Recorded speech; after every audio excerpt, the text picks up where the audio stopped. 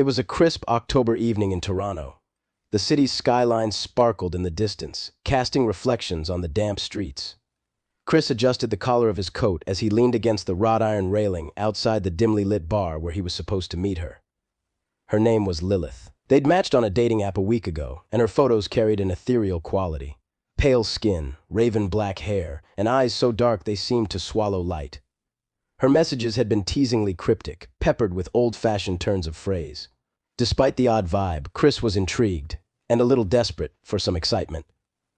Lilith arrived a few minutes late, gliding through the foggy street like a phantom. She was dressed in a long black coat, her heels clicking softly on the pavement. When she smiled, it didn't quite reach her eyes. "Chris," she said, her voice low and melodic. "Shall we?"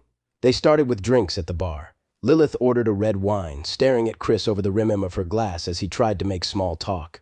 Her responses were peculiar. She didn't laugh at his jokes, and her own humor carried a macabre edge. "I like Toronto," she said, her lips curling slightly. "It's old, full of secrets. Sometimes I feel the city itself watches us." Chris chuckled nervously. "I guess that's one way to look at it." After an hour, she suggested they take a walk. "There's a place I want to show you," she said. "It's not far." They strolled along Queen Street, past shuttered storefronts and flickering street lamps. The usual bustle of the city had quieted, leaving only the sound of their footsteps and the occasional wail of a distant siren. Lilith led him down a narrow alley, then through a gate into an overgrown park.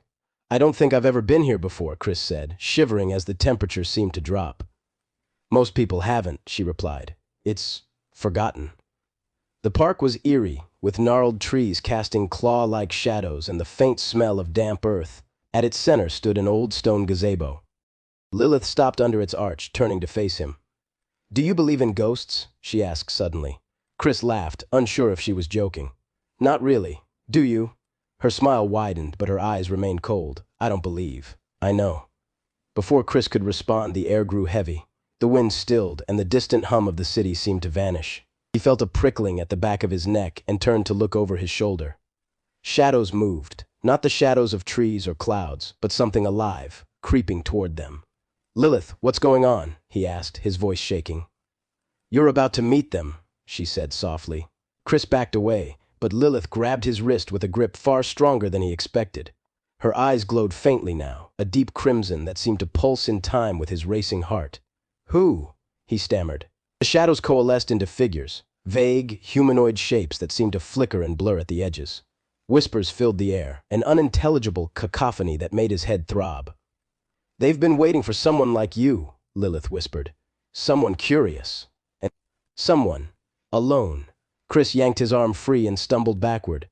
"What the hell are you talking about? What is this?" Lilith tilted her head, her expression almost pitying.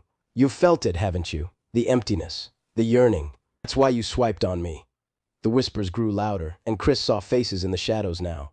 Gaunt, hollow-eyed, and hungry. Panic surged through him, and he turned to run, but the ground beneath him shifted. It felt like running through water. The shadows closed in, their cold, clammy touch brushing against his skin. "Lilith, please!" he screamed. She stepped closer, her form blurring like the figures around her.